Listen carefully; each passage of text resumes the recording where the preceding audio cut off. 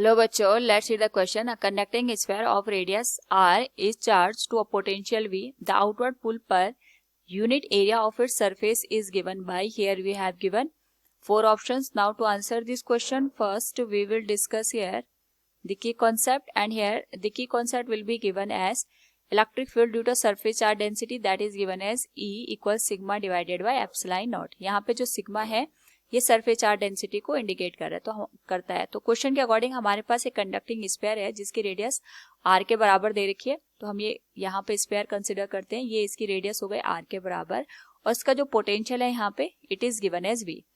तो यहाँ पे हमसे क्वेश्चन में पूछा गया है the outward pull per unit area of its surface is given by. क्योंकि हमने इस पे यहाँ पे कंडक्टिंग स्फीयर कंसिडर किया तो इस पे चार्ज डिस्ट्रीब्यूट होगा, तो इसकी पर यूनिट सरफेस पे कितना फोर्स यहाँ पे जनरेट होगा वो हमें फाइंड आउट करना है.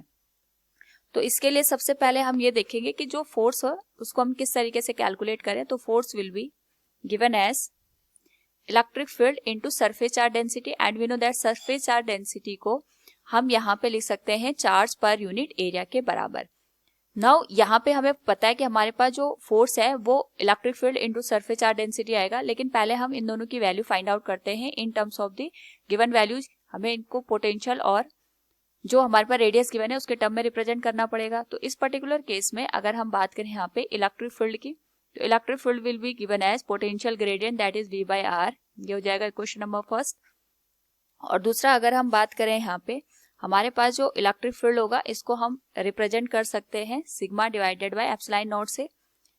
तो हमारे पास जो सरफेस चार्ज डेंसिटी की वैल्यू होगी वो आएगी E into epsilon not. E को हम अगेन रिप्रेजेंट कर सकते हैं फ्रॉम इक्वेशन फर्स्ट. अगर मैं इसको यहाँ पे लिखूं फ्रॉम इक्वेशन 1, तो जो सिग्मा की वैल्यू आएगी that will be given as v by r into epsilon naught. This will be given as equation number third.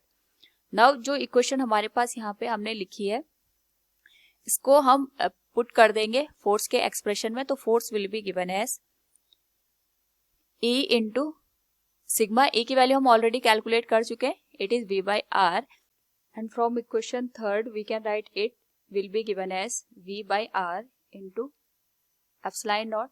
तो जो हमारे पास फोर्स की वैल्यू होगी that will be given as v square divided by r square into epsilon naught. This will be the required force. So from the given question we can say here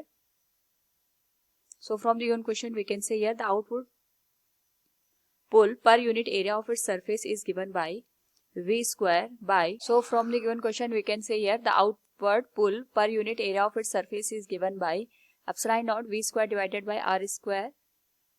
Option B will be the right answer. Hope all you understood it. Thank you and best of luck.